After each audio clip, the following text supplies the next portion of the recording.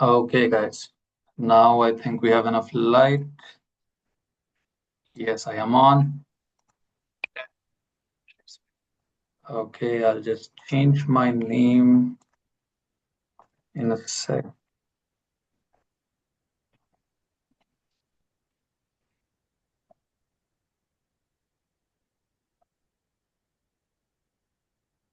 Elliot, you ready with the holding slide? Yeah. Great. Uh, Uh, Sorry, Florian. Yeah, Elliot will be. okay. Yeah, First sharing this. Okay. yeah. So once he takes it down, then I'll give the introduction and I'll say the floor is yours and you can start sharing your presentation. Okay. Perfect. Elliot, we can't hear you clearly.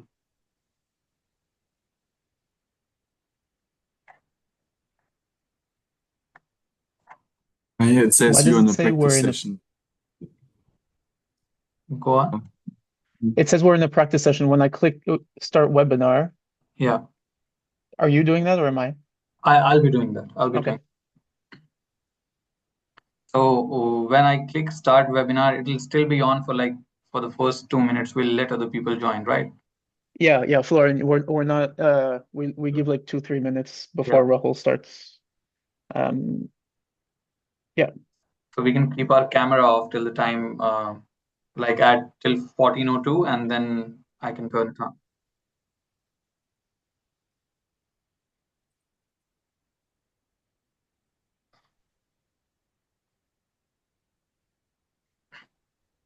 Rahul, have you made me co-host as well? Yes, I think so. Yeah, I have made you co-host. I'll make. Okay. Didn't see the notification. Yeah, I have also made Keith a co-host and Elliot as well. So everyone is co-host. Okay. Good. I'm muting now. Good luck, everyone. Okay. Good luck.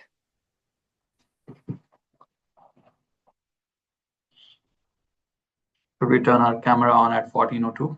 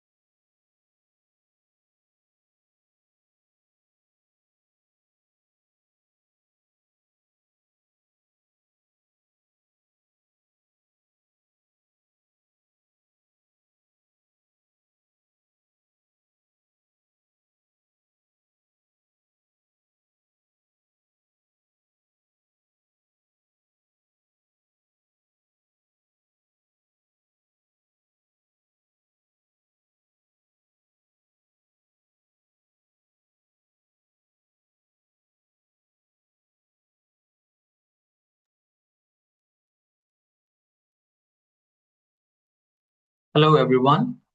Thanks for joining us. Once again, I'm delighted to welcome you all to today's PSDRN webinar. For those new here, PSDRN is a research network consisting of development finance institutions, think tanks, and academic institutions, all of which actively support research on private sector development. If you would like to check out their website, the link will be posted in the chat box. Today's seminar is hosted by International Growth Center, IGC for short, which is one of the founding members of PSTRN. The IGC is a research institution based at the London School of Economics. Our core activities are funding rigorous economic research that is relevant to low-income countries and translating the findings from those research into actionable policy. This endeavor is led by our thematic initiatives and 10 country teams, which are spread across Africa, South Asia, and the Middle East. The paper you'll hear about today is a prime example of IGC work funded by our SGB Evidence Fund. You can find more about IGC and the SGB Evidence Fund on our website, also posted about in the chat box. My name is Rahul Shukla, and I'm a research coordinator in the firm's Trade and Productivity Initiative at the IGC, and I will be moderating today's exciting discussion on female export consortia. And with that, let me introduce today's speaker, Florian Munch. Florian is a postdoc researcher at the LSE, specializing in development economics and environmental economics. He holds a PhD in economics from Technical University of Berlin, where his thesis focused on industrial policy and causal inference. His research interests span green industrial policies, export promotion, and the intersection of innovation and environmental sustainability. In this session, Florian will present findings from an RCT in Tunisia that incentivized female entrepreneurs to organize into consortia. The study looks at how these consortia affected firm performance, export capabilities, and their entrepreneurial empowerment. Before I pass the word to Florian, let me go through some housekeeping. The presentation will last around 40 minutes, after which we'll have about 15 minutes for Q&A. If you have any questions, please put them in Q&A box at the bottom of your screen, or you can raise your hand and we'll try to unmute you. When you do so, please include your full name and organization as well. Lastly, today's session is being recorded. Both video and audio recordings will be made available on the IGC and PSDRN websites after the session. That is all from my side. Florian, it's a pleasure to have you here today. The floor is all yours. Thank you. Thank you so much for the kind introduction, Ruth. Share my screen.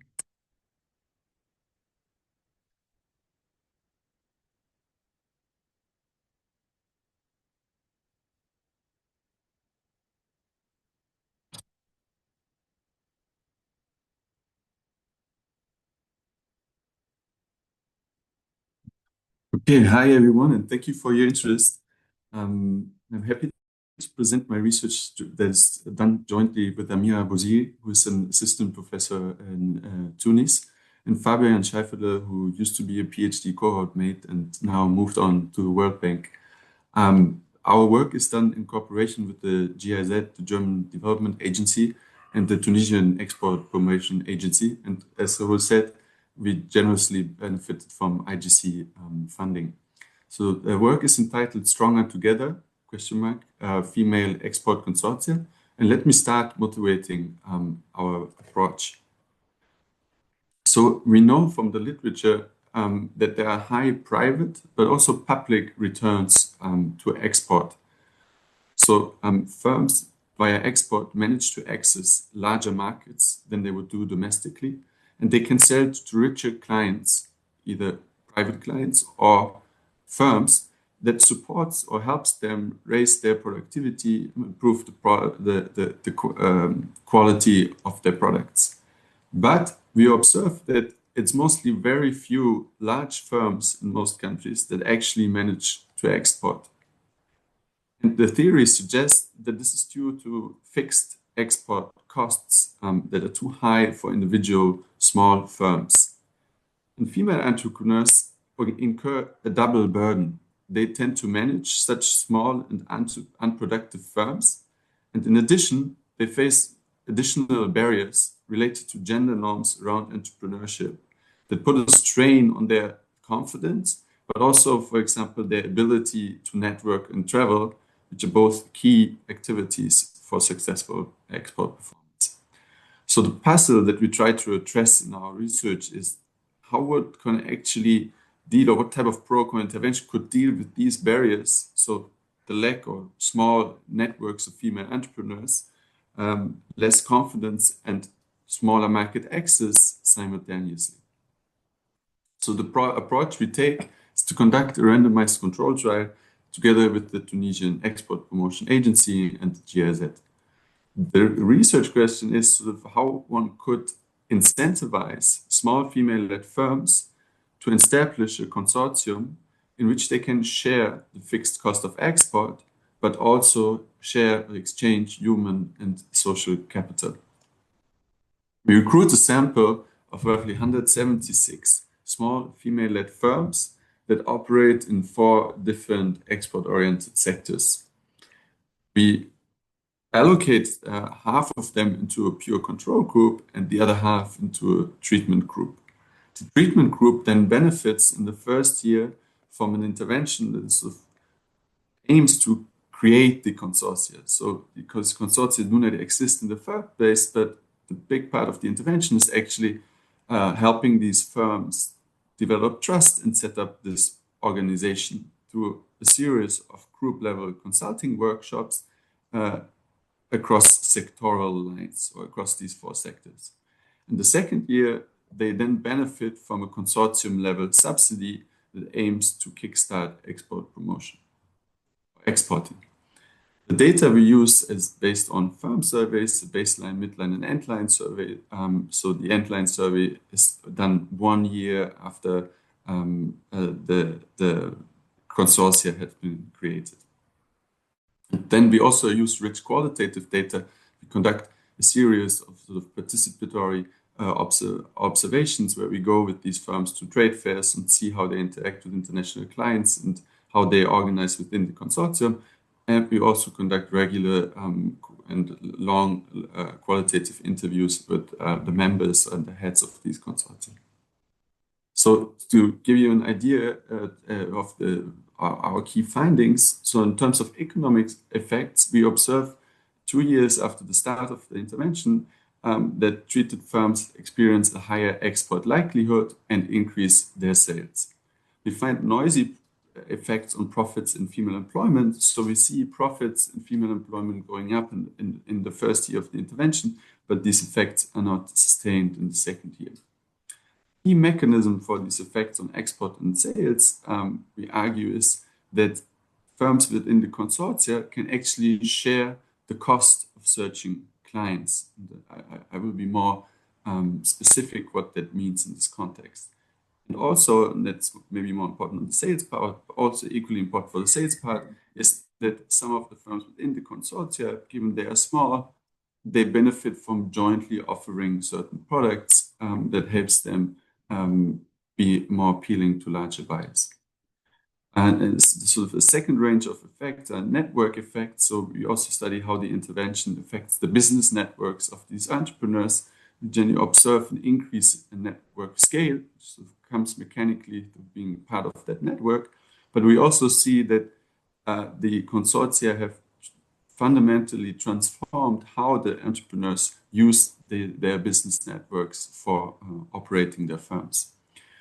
And we also see, in terms of knowledge sharing, an increase in management practices and an increase in entrepreneurial confidence. The mechanism here are mostly the interaction and the learning and encouragement from consultants on the one hand and peers, so other female entrepreneurs. Okay, so in terms of contributions, I will be quick, but in general, there have been sort of mixed results on sort of studies of quasi-experimental studies of export promotion. The first RCTs on export promotion actually mostly find null results, suggesting that it's very hard to move the needle on export, and we don't actually know very well how to do it. And I think specifically what we are contributing here is that we sort of provide a proof of concept that these fixed costs that hurt small firms specifically can be potentially collectivized, which is sort of a mechanism that is relatively new and has been not explored a lot in government programs or in the literature, at least according to our knowledge. The second sort of contribution is on the effect of not only networks, but permanent business organizations on, here specifically female entrepreneurs, but firms more generally. So there have been a few intervention RCTs also that show sort of helping firms interact more and expand their networks is beneficial for their performance. But so far, I think sort of a key gap that we contribute to is that it's very hard to sustain this interaction. And once the sort of government doesn't organize it anymore, for example, it tends to taper off and these positive effects disappear over time. But here, given that these entrepreneurs actually join an organization and thereby formalize their network interaction, we actually see that some of our interaction effects, so the management practices and confidence, actually increase even after the second year after the intervention and don't vanish on the medium term. Okay, so yeah, feel free to interrupt and ask questions at any time. Otherwise, I will now dive into the experimental setup. So we conduct a large-scale nationwide communication campaign throughout Tunisia and invite firms to apply female-headed firms to this program. So we define a female-headed firm as a firm that is either owned or co-owned by a woman, having more than 50% of the ownership, or being managed by a woman. We enter roughly 200 firms that apply and select the 176 eligible and sort of most performing firms among them. So you might think, why the first reason to select the most performing firm is that there are actually very few firms in Tunisia to begin with that are female-headed. And these firms tend to be much smaller and less productive. And given that the outcome here that we were after was export, it seemed quite clear that a few of these firms, the newest, least productive, smallest firms, were very unlikely to hit the bar and change anything in terms of the export performance within the program timeframe. So among the eligible firms, as we said, we allocated randomly into a treatment and control group. And within the treatment group, we stratified by these 4 sectors and allocated firms into these 4 consortia groups. So you can see that the firms, the size of this group was roughly between 17 and 26 firms. So we were anticipating that not all the firms would like to join these consortia, but wanted to have a functional number of firms to keep the consortia going even after this attrition. So we invited double as many firms as we expected would end up in these groups. Also note that there are 2 service-related consortia. So we have digital services. This is, for example, website development, app development, online marketing. We have consulting, another service. So this is a lot of professional consulting, but also online education.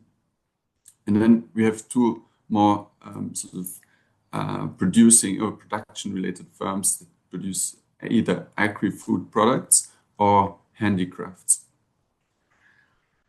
In terms of the timeline and the implementation, so we conducted a baseline survey at the beginning of 2022 and a midline survey after the first year of the group-level consultant workshops were conducted, and then an endline survey after the second year when the export promotion part of the intervention was finalized. So I think the 2 important points to note. So first, on take-up, you can see that roughly 2/3 of the firms ever participated in these group-level consulting workshops. So we're losing a first third of our target group because essentially they mostly never show up to any of the intervention events. So very few firms come and then decide not to join. So you see that only roughly 4% took the decision that they would not want to join the consortium when the consortia cooperation contract is signed after the first year of the intervention.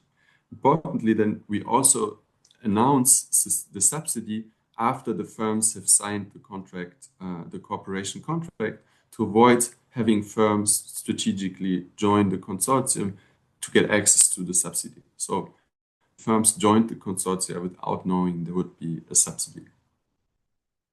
And at the end of the intervention, roughly half of the firms that were invited to actually stay and join the consortium in the first place and stay until the end of the intervention period. So what is a consortium, a firm consortium, and how does it work? So first, it's important to note that it's illegal incorporation. So it's the creation of a new economic entity, sort of a new larger corporate group, here an economic interest group, where the firms are connected. Membership criteria are here the sectoral affiliation, an export intention, and being a woman.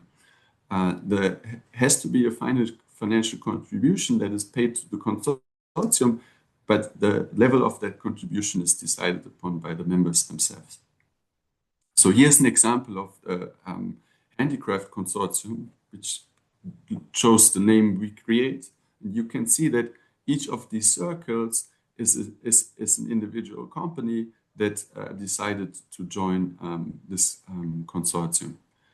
And here's another example of the sort of digital services consortium. You can see that sort of each of these different boxes relates to one digital service that that one or two companies within the consortium are offering. So you can see that the firms are not offering exactly the same products. So that was something we were concerned about. They're not direct competitors. Instead, they're offering complementary products. So here, for example, we have companies that do web or app development and other companies that do digital marketing, or others that do sort of business intelligence or data analytics. So I think from these examples, you could see how these firms could potentially attract larger clients by offering complementary products, and thereby offering a larger buyer to just contract with one consortium, one entity, rather than contracting all these services from different suppliers.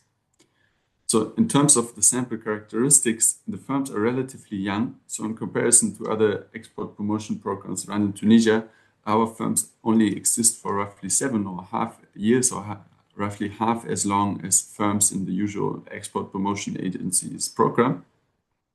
And they have roughly around 10 employees and total sales of roughly 100,000 euros, and a third of these sales is realized via exports.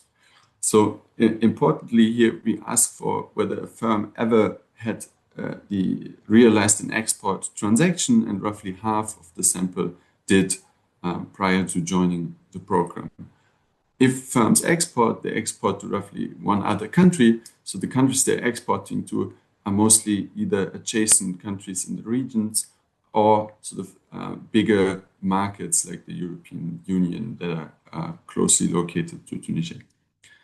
In terms of estimation, I will be brief too. So we request an outcome in the post-treatment period on a treatment indicator controlling for the baseline value of the variable, as well as randomization strata and the dummy for whether the firm hasn't replied to our baseline questionnaire, but then responded in follow-up service. We conduct a similar design to estimate the effect specifically on those that decided to join the consortium, so what we define here as take-up, by instrumenting take-up with treatment allocation. So let me get now to the effects. So I start with economic effects, and please feel free to interrupt at any point. So our first headline finding is that the treatment induced sort of an increase in export likelihood by roughly 16 percentage points in the 2 periods after treatment participation. And that effect is even a bit stronger for firms that end up joining the consortium. In terms of sort of the intensive margin, so accessing not only one specific but several other export markets, we observed that the firms that joined the consortium export to roughly an additional, half an additional market on average. So what should we make of these results? Are they big? Are they small? So first, quantifying the effect size relative to the control group. So this 16 percentage point increase is equivalent to roughly 60% increase in the export likelihood at end line, which is substantial, rather seizable effect. Comparing not now within the specific intervention context, but looking at other contexts and other export promotion programs. So the evidence that's most closely related points, for example, to a 9 percentage points increase in export likelihood due to subsidized trade fair visits, or 8 percentage point increase in export likelihood thanks to market intelligence. So you can see here, I mean, why is the effect so much bigger, or almost double as big as these other contexts?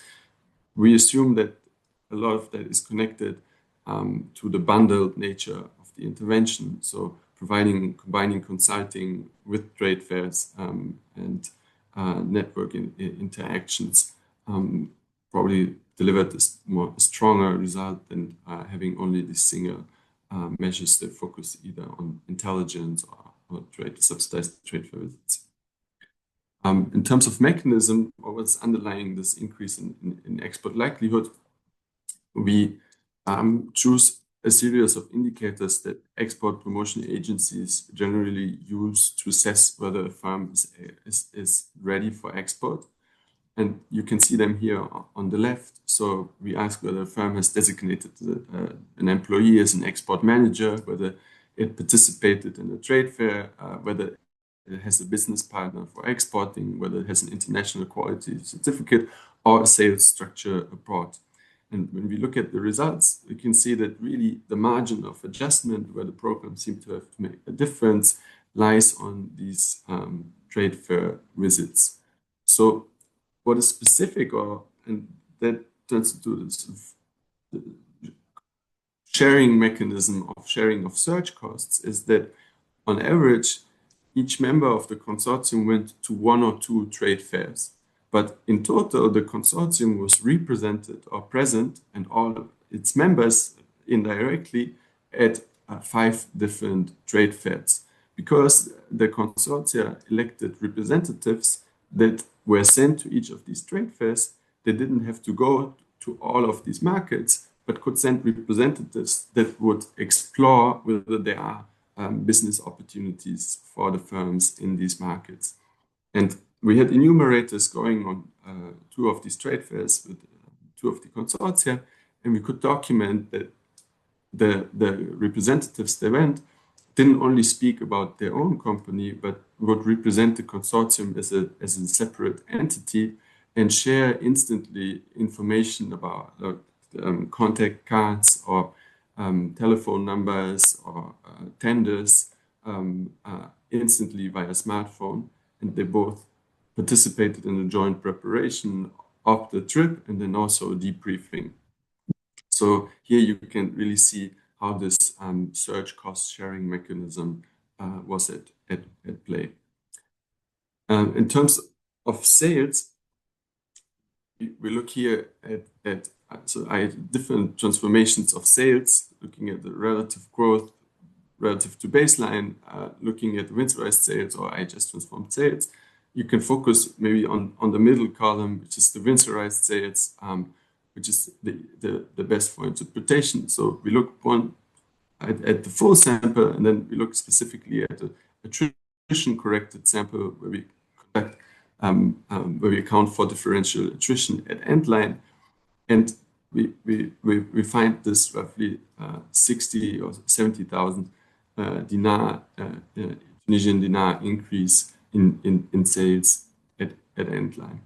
And that is bigger for firms that joined the consortium. So we use that number to conduct the cost effectiveness calculations.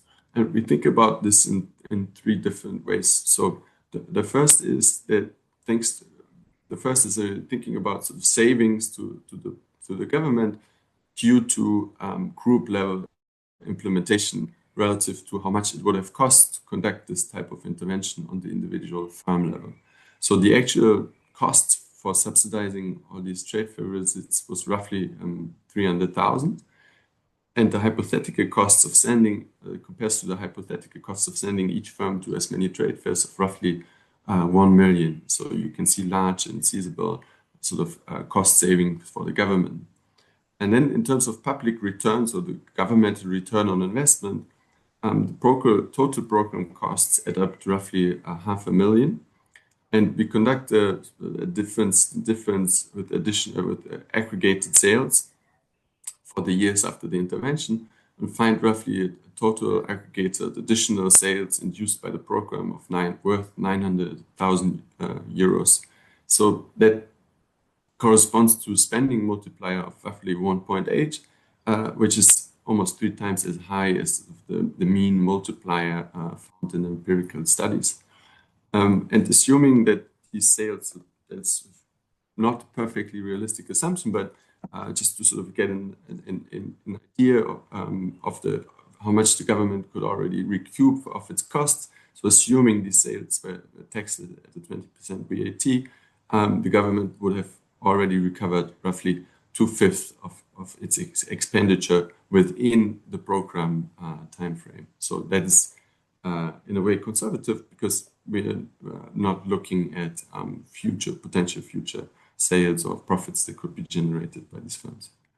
In terms of private return, so how much could the company actually gain from participating in this program? So considering here the estimate for just comparing treatment and control group, we get to an additional sales of roughly 13,000 euros, and that compares to program costs of roughly 5,000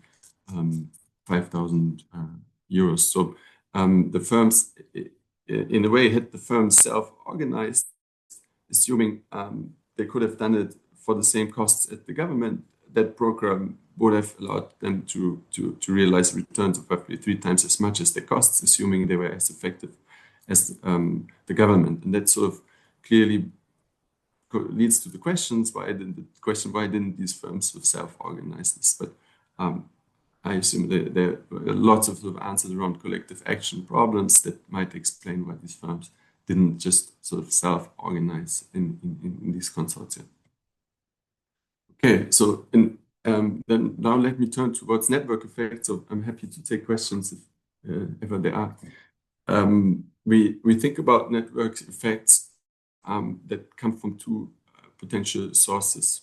So one source are peers, and with peers we mean the other female entrepreneurs that are in these consortia, and the other source are consultants. So as I mentioned, the consortia were created through this process of group level consulting through experienced consultants. So there in the interaction between the firms and the consultants, there could also be some form of, in a way, they're new members of their network, and they could these kind of network or knowledge transfer.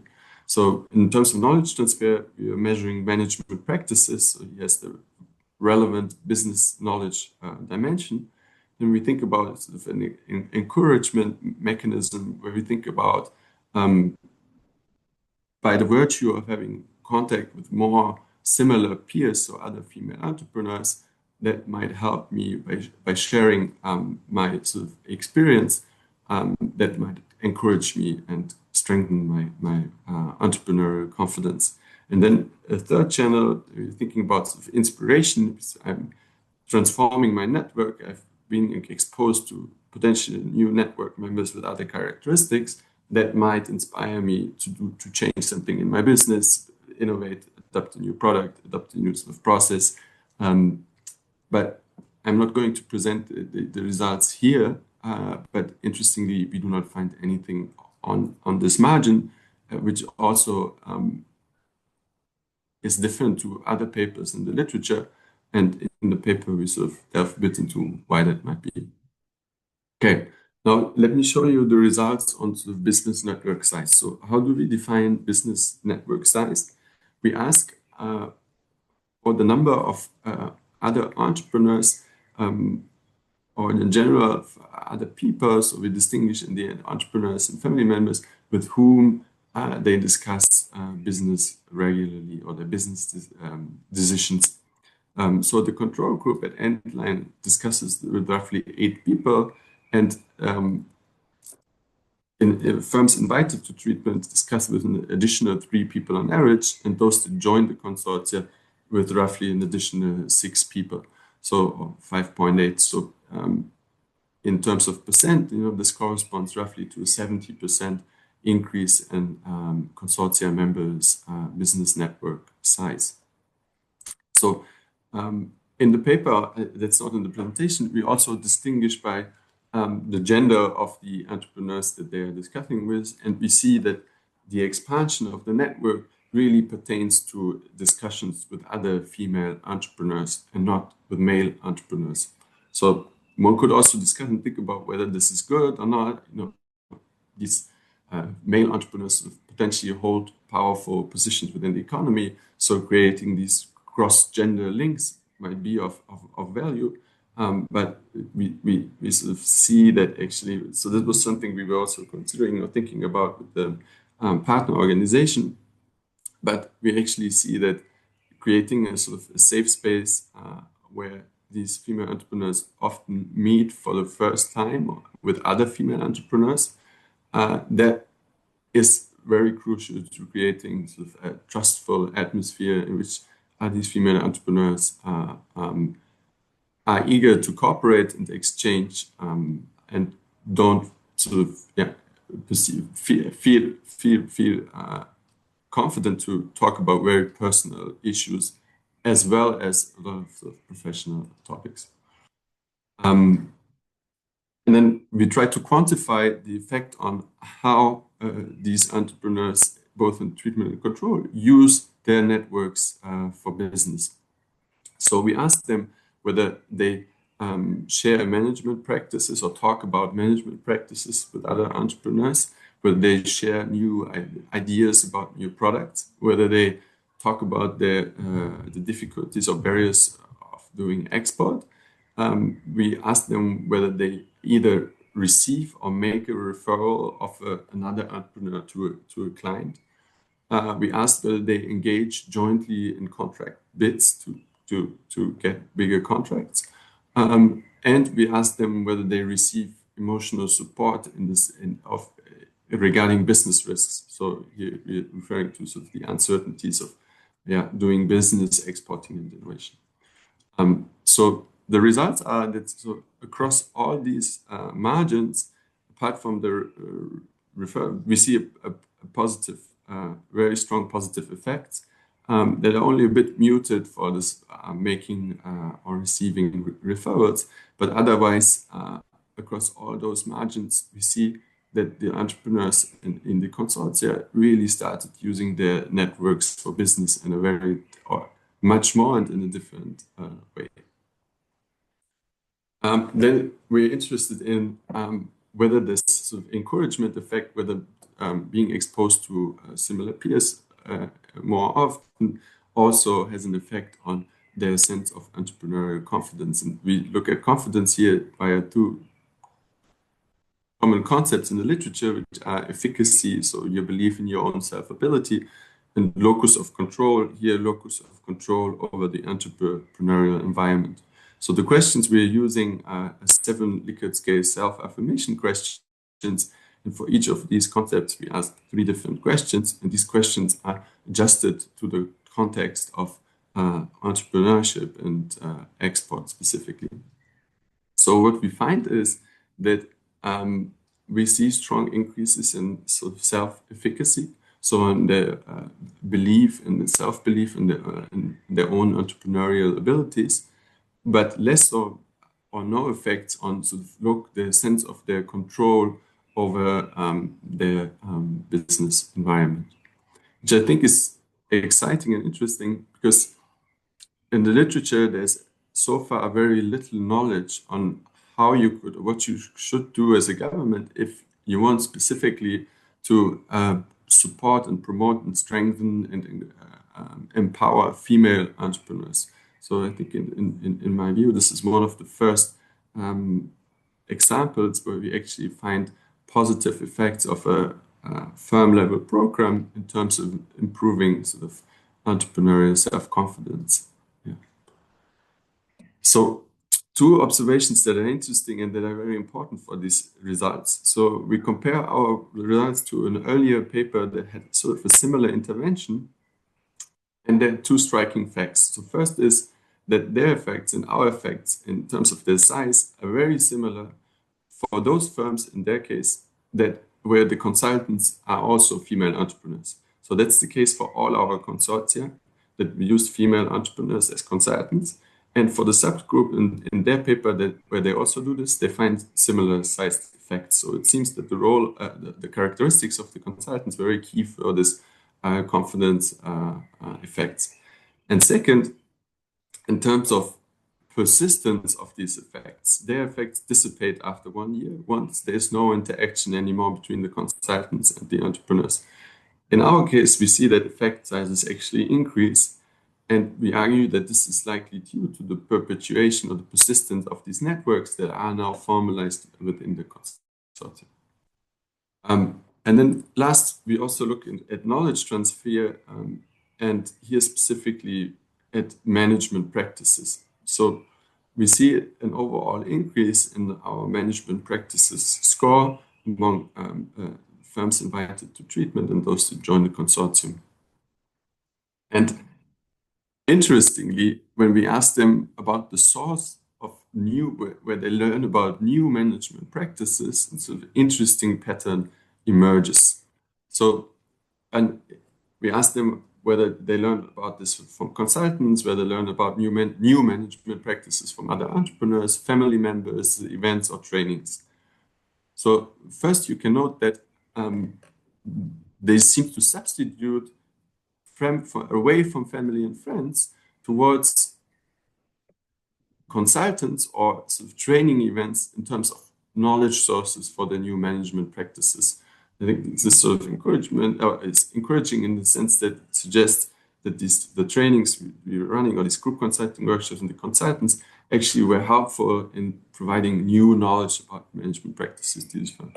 But interestingly, we see no effect of learning from other entrepreneurs, which you would have sort of expected, given now they interact much more with these other female entrepreneurs in the consortium. And that might suggest that if your target population within the network or within the population, there's a rather low level or the similar level of management practices. If you're asking about new management practices, if your peers are sort of on a similar level, have very common knowledge, they're actually not the best source of knowledge, but you might need some external knowledge input into a network that consists mostly of entrepreneurs that don't know about the most effective management practices. Okay, so I would conclude here and just summarize that we conducted an experiment to incentivize small female-led firms to create and join a consortium and study how it affects firm and entrepreneur level outcomes. Our main results are that sales and export likelihood increases 2 years after we start. We see business networks increase in size and fundamentally transform how they're used for business. And we observe increases in management practices and entrepreneurial confidence. The underlying mechanism is mostly related to cost sharing, search for clients, either via trade fairs or joint product offerings, and knowledge transfer and encouragement between firms and consultants and peers. And these persist thanks to the sort of formalization of networks into that consortium organization. The general implications are that sort of these fixed costs can be collectivized, and this seems to be effective in promoting export. But a limitation is that, yeah, the treatment that we implement here is sort of a bundle. We can't really tell apart would that program be successful if you only do group and consulting and you don't have that export subsidy, or would it work if you only promise some subsidy but you don't do the group consulting on top.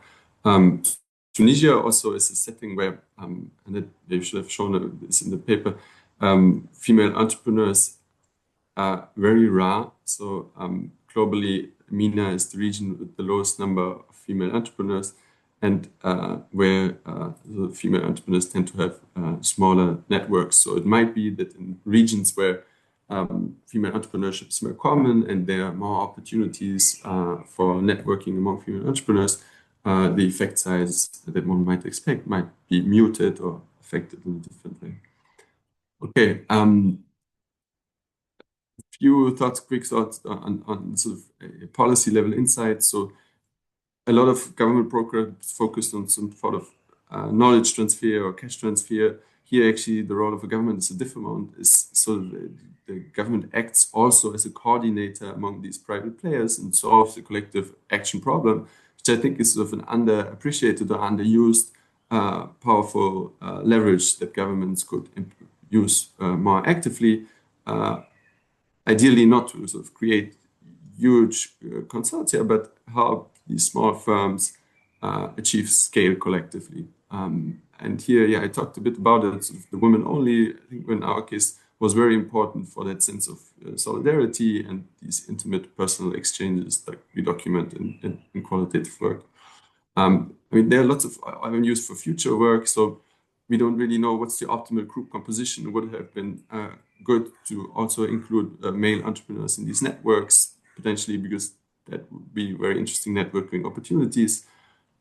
Is this the optimal format for organizing collective action and cooperation? You know, what's perfect between a very loose networking, light touch networking intervention and this sort of cooperative or consortium that is very binding and strong, where sort of, yeah, either the costs of exporting are collectivized or even means of production. And this could be applied to lots of other interesting contexts. So, you know, you could think about collectivizing costs of technology adoption for farmers, or sort of helping lots of small buyers cooperate to sell to lots of small producers to sell to larger buyers. Okay, thank you so much for your attention, and I'm looking forward to questions if there are any. Thank you, Florian, for this great presentation.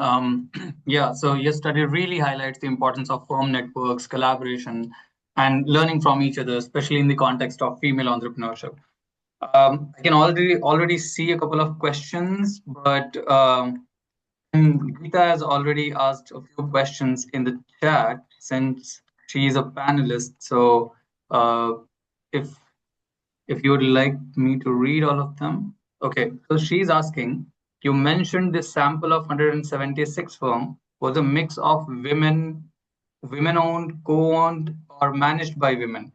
Do you think there are some differences between them that could have been important to consider? And should I just list all of our questions at once, or should I go one by one? Because we also have a couple of questions in the Q&A. On this one, I can be quick. Honestly, we haven't explored this. I'm not sure whether that would our sample would be big enough. Yeah, I mean, I could imagine. We haven't done yet, so I think that's potentially a caveat. But yeah, on the other hand, so something that we have tried to avoid to do a lot is that some women are just sort of put up there by men and then to get access to the sort of program. So our program partners have been very diligent in contacting all the companies and sort of going through their legal documents and making sure that women really play an important role. So I think all of them are female businesses. Whether sort of there's a differential effect for co-owned businesses, I really can't say anything about it, but I think that's something interesting to think about. She's also asking whether aspects you suspected were specific to Tunisia that might not travel/generalize to other countries, North African or otherwise. Yeah, Tunisia has a super diverse sort of culture within, I think, the Northern African countries. So the range you observe between conservative, let's say, and modern is very large. So I think that might not translate into other contexts potentially. And yeah, as I said, I alluded to sort of the fact that the female entrepreneurships worldwide in Tunisia compared to worldwide are really low. And there has been very little opportunities for networking. So yeah, the demand for networking interventions might be specifically high because it seems like it's an underserved population in this context. On that networking, there's another question from one of the attendees. Marian is asking, how do you parse out the effect of peer networks versus expert consulting? Since networks persist, but consulting is time bound, can you isolate which had the stronger long-term influence on performance? Yeah, so I mean, we can't causally tear it out. So we didn't have a treatment arm that was orthogonal, only consulting, only peers. I think the pattern and the results suggest a little bit how this has played out. So the two patterns, I think, one sort of this increase in management practices, and we look at these sources, right? So this suggests that certain type of knowledge was not present in the network. So you needed that external expert knowledge to have adjustments on this management practices dimension, for example.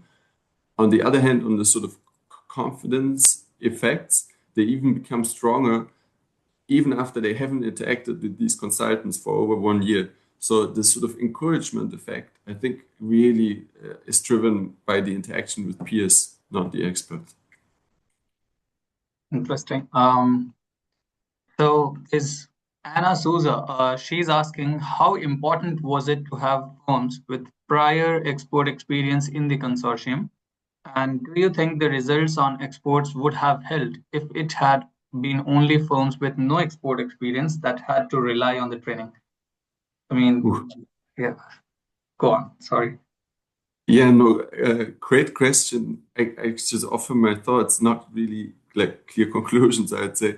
So when in the paper we also look at attrition and we see that it is mostly larger firms with more export experience that drop out of our consortia. The reason being is that these firms, despite their sort of sense of female solidarity and their engagement in the groups within the first year, they consider these other firms not as promising business partners. So there's clearly this business interest trumps this sort of sense of solidarity and mutual learning. So this gender component was not enough to overcome the sort of business incentive that these large firms had, that these more export experienced larger firms didn't see an interest in working together with these small firms. Not all of them did, but some of these firms followed this reasoning and therefore exited the consortium. So in thinking about sort of what type of characteristics should firms have, I think you need to put firms together that consider themselves as sort of mutually valuable. And that could be both having export experience and then maybe you need less consulting, less subsidy. I don't know. If you choose firms that have no export experience, then clearly you need more expert and input and probably higher subsidies to get things going. Nice, interesting.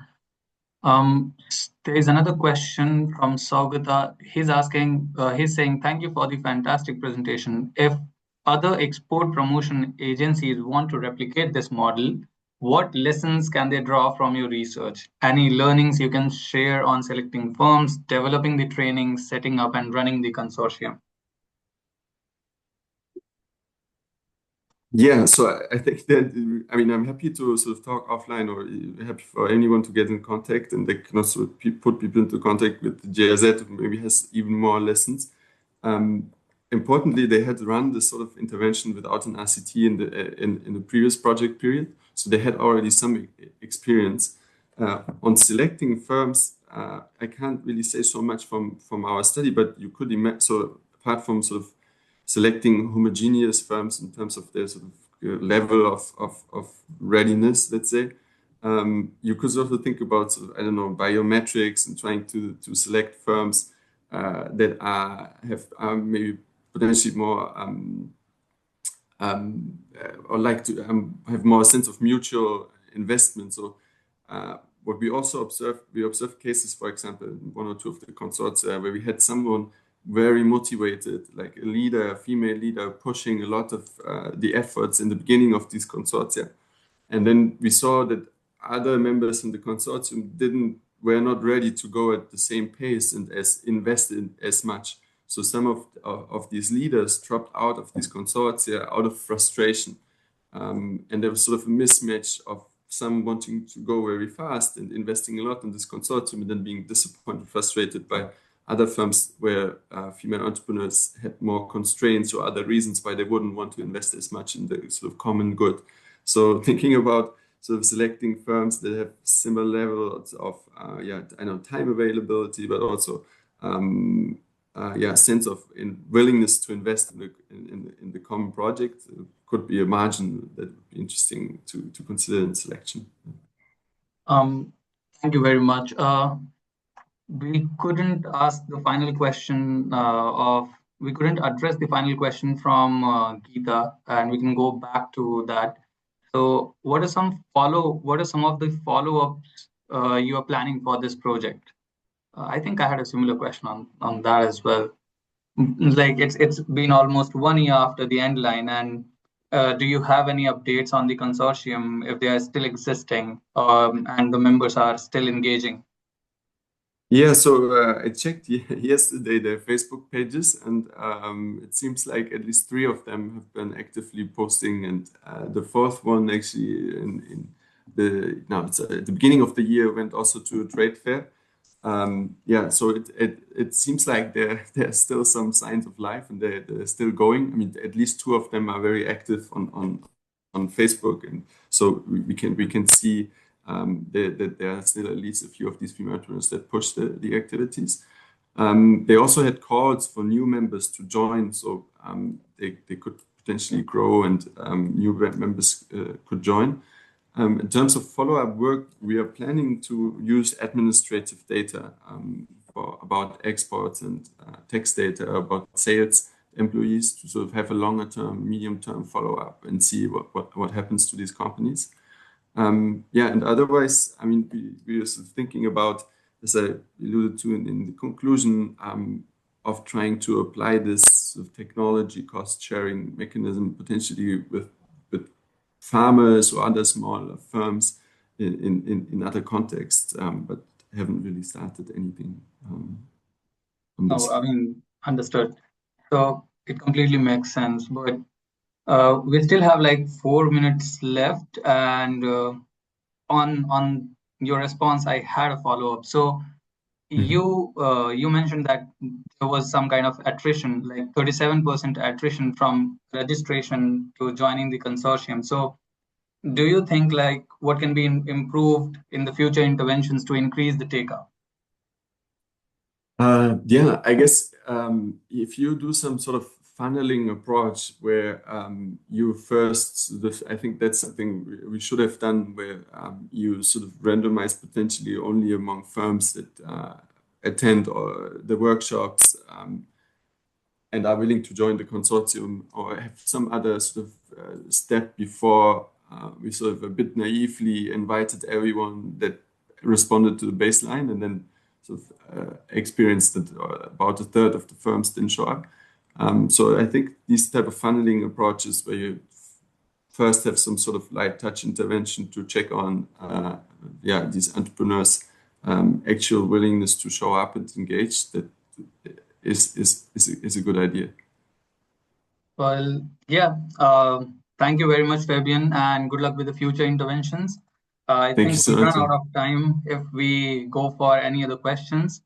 Thanks again, and just wanted to inform everyone that the next PSDRN seminar will be held next Wednesday, June 18th, and it'll look at how Islamic financial principles align with or could enhance sustainable development beyond the UN SDGs.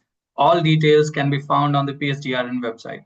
That's all from my side. Thank you for joining, and we look forward to seeing you at the next webinar. Thank you very much. Thanks, Florian. Thanks to all of you. Thanks, Saul.